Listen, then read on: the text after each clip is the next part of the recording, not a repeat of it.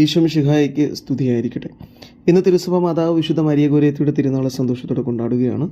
ഇന്ന് നമ്മൾ ധ്യാനിക്കുന്നത് മത്തായിയുടെ വിശുദ്ധ സുവിശേഷം 9-ാം അധ്യായം 18 മുതൽ 26 വരെയുള്ള വാക്യങ്ങളാണ്.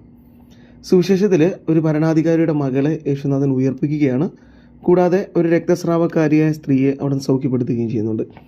ഈ സുവിശേഷത്തിലെ 2 വ്യക്തികൾ, ഒന്ന് ഈ ഭരണാധികാരിയും പിന്നീട് രക്തസ്രാവം മൂലം കഷ്ടത അനുഭവിച്ചിരുന്ന ആ സ്ത്രീയും യേശുനാഥനിൽ അതിയായി വിശ്വസിച്ചിരുന്നു. അവരുടെ എല്ലാ പ്രതീക്ഷകളും അവരുടെ എല്ലാ വിശ്വാസവും പൂർണ്ണമായും യേശുനാഥനിൽ അവർ സമർപ്പിച്ചിരുന്നു. ഒരു ആത്മസമർപ്പണത്തിൻ്റെ പൂർണ്ണത ഈ 2 പേരിൽ നമുക്ക് കാണാൻ സാധിക്കും.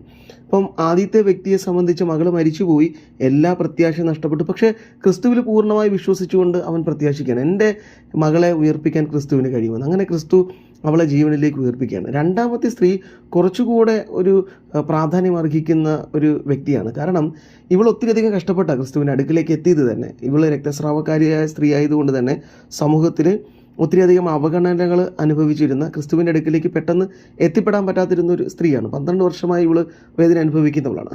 അങ്ങനെയുള്ള സ്ത്രീ അവഗണനകളും ഒത്തിരിയധികം കഷ്ടതകളൊക്കെ അനുഭവിച്ച് ക്രിസ്തുവിൻ്റെ അടുത്ത് വരുമ്പോൾ അവളുടെ ആകെയുള്ള പ്രാർത്ഥന ക്രിസ്തുവിൻ്റെ വസ്ത്രത്തിൻ്റെ ഒരു വിളിമ്പിലെങ്കിലും തൊട്ടാൽ മതി, ഞാൻ സൗഖ്യം പ്രാപിക്കുമെന്നാണ്.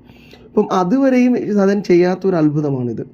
ഈ ക്രിസ്തുവിൻ്റെ വസ്ത്രത്തിൽ തൊട്ട് സൗഖ്യപ്പെട്ടതായിട്ട് അതുവരെയും സുവിശേഷത്തിൽ നമ്മൾ കാണുന്നില്ല. ഇത് ആദ്യത്തെ സുവിശേഷം, മർക്കോസിൻ്റെ സുവിശേഷത്തിൽ ഈ രംഗം വിവരിക്കുമ്പോഴും ഈ സുവിശേഷത്തിൽ ആദ്യമായിട്ടാണ് ഇങ്ങനെ ഒരു അത്ഭുതത്തെക്കുറിച്ച് തന്നെ നമ്മൾ കേൾക്കുന്നത്. അപ്പോൾ ഇവൾ ഒരിക്കലും യേശുനാഥൻ ഇങ്ങനെ ഒരു അത്ഭുതം ചെയ്തതായി കേട്ടിട്ടില്ല.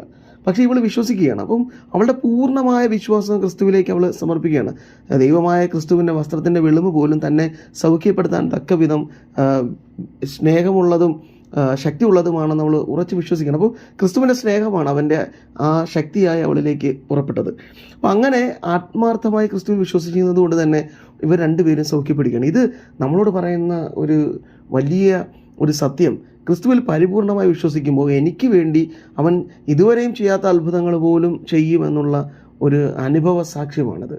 അപ്പോൾ ക്രിസ്തുവിലേക്ക് പൂർണ്ണ വിശ്വാസം നമ്മൾ അർപ്പിക്കേണ്ടതിൻ്റെ ആവശ്യകത ഈ സുവിശേഷം പറയുന്നുണ്ട്.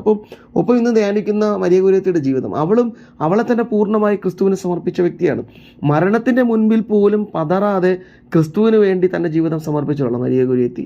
അവൾ 12-ാമത്തെ വയസ്സിൽ 14 കുത്തുകളേറ്റ് മരിക്കുമ്പോൾ പോലും ക്രിസ്തുവിന് വേണ്ടി തൻ്റെ ആ കന്യകത്വം സമർപ്പിക്കുകയും ആ പാപത്തിന് വിട്ടുകൊടുത്തുകൊണ്ട് തൻ്റെ ശരീരത്തെ ക്രിസ്തുവിൽ നിന്ന് വേർപെടുത്തില്ല എന്ന് തീരുമാനിച്ചുകൊണ്ട്. അപ്പോൾ ഇവരെ 3 പേരും ആത്മസമർപ്പണത്തിൻ്റെ വലിയ അടയാളങ്ങളായി നമുക്ക് മുമ്പിൽ നിൽക്കുകയാണ്. ഈ സുവിശേഷം ധ്യാനിക്കുമ്പോൾ, മരിയ ഗോരേത്തിയുടെ ഈ തിരുനാൾ കൊണ്ടാടുമ്പോൾ ഇവരെ പോലെയുള്ള വിശ്വാസവും ആത്മസമർപ്പണവും ഉണ്ടാകാനുള്ള കൃപ നമുക്ക് നൽകണമെന്ന് പ്രാർത്ഥിക്കുക. യേശുനാഥൻ അതിന് നമ്മെ സഹായിക്കട്ടെ. ആമേൻ.